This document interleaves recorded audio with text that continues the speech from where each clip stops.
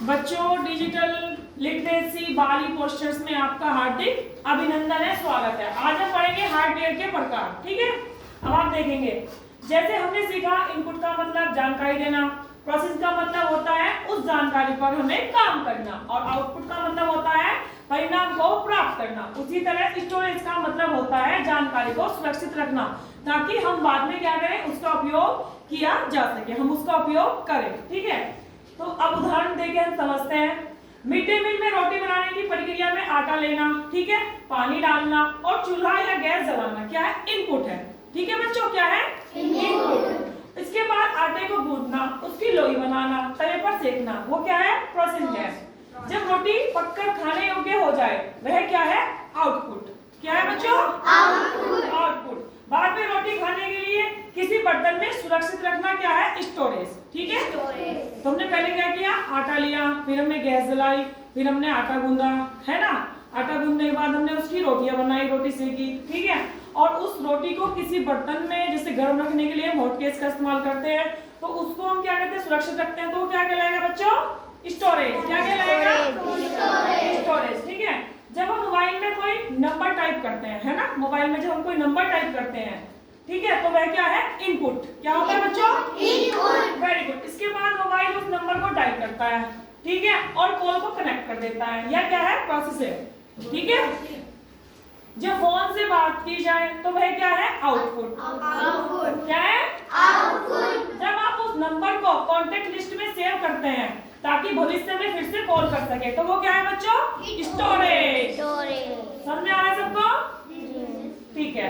जब हम कीबोर्ड से कंप्यूटर पर अपना नाम लिखते हैं, कीबोर्ड से कंप्यूटर पर नाम लिखते हैं, वो क्या है, इनपुट। और उस कंप्यूटर को जब हम प्रोसेस में लाते हैं, ठीक है, और स्क्रीन पे दिखाया जाता है, वो क्या है, प्रोसेसिंग।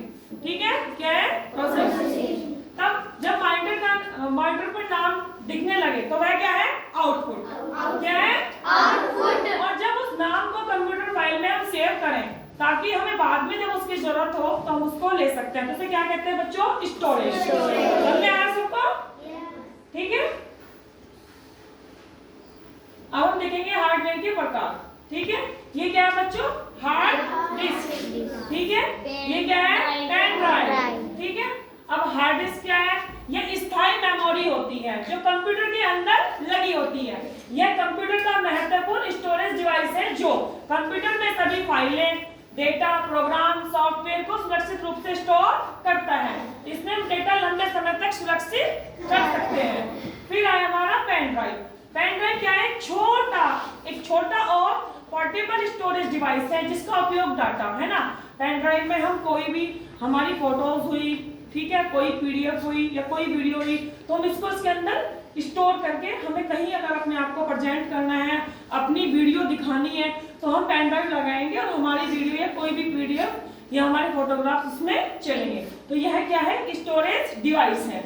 इसके बाद है बच्चों सीडी। ठीक है, सीडी देखी होगी सबने, है ना, है ना।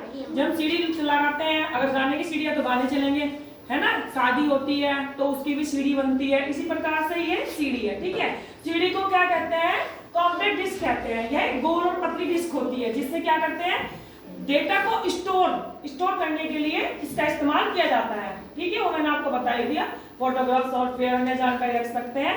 यह एक स्टोरेज डिवाइस है, स्टोरेज डिवाइस है। ठीक है, उसके बाद आ गया रैम। रैम को रैंडम एक्सेस मेमोरी कहते हैं। यह एक अस्थायी मेमोरी है। कैसी मेमोरी है, अस्थायी।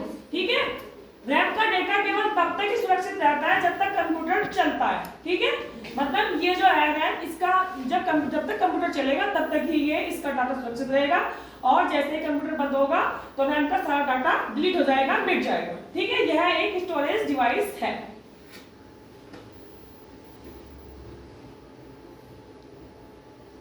अब ये सारे जो हार्डवेयर के प्रकार स्टोरेज डिवाइसेस हैं, ये सब उनके चित्र हैं। ठीक है, रैम, प्रिंटर, कीबोर्ड, ठीक है, वेबकैम, मॉनिटर, सीडी, ठीक है, पेन ड्राइव, स्पीकर, माउस।